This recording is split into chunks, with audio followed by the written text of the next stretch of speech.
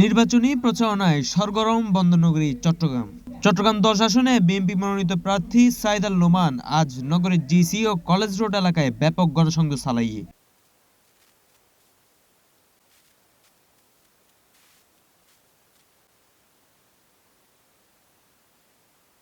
এ সময় তিনি সাধারণ মানুষের হাতে ধানের শীষত ভোট চাইবার পাশাপাশি প্রবাসী কল্যাণ ও শিক্ষা খাতের উন্নয়নে তার পরিকল্পনা হতা জানান।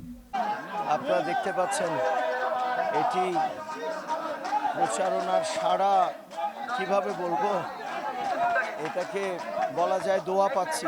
কৃতজ্ঞ আমার বাবার যে চিন্তাগুলো আছে, আদর্শ, সেই সাধারণ মানুষ, মেহনতি মানুষ, শ্রমজীবী মানুষের জন্য রাজনীতি করার যে তার আমাকে দেখানো পথ, সাথে আমাদের দলের নেতা, আমাদের অবিসংবাদিত নেতা, আগামী রাষ্ট্রনায়ক জনাব তারেক রহমান যেভাবে তিনি রূপরেখা দাঁড় করিয়েছেন যে বাংলাদেশকে মানুষের ভাগ্য পরিবর্তনের জন্য, ভাগ্য উন্নয়নের জন্য, সেই রূপরেখার প্রতি আমার অটল বিশ্বাস।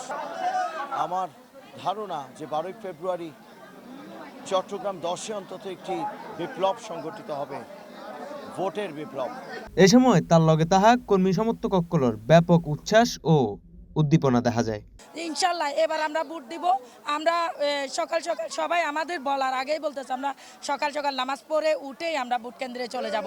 ইনশাল্লাহ আমরা ধানের শীষে ভোট দিয়ে আসবো। Shahin Mahmud, C plus TV, Chittagong.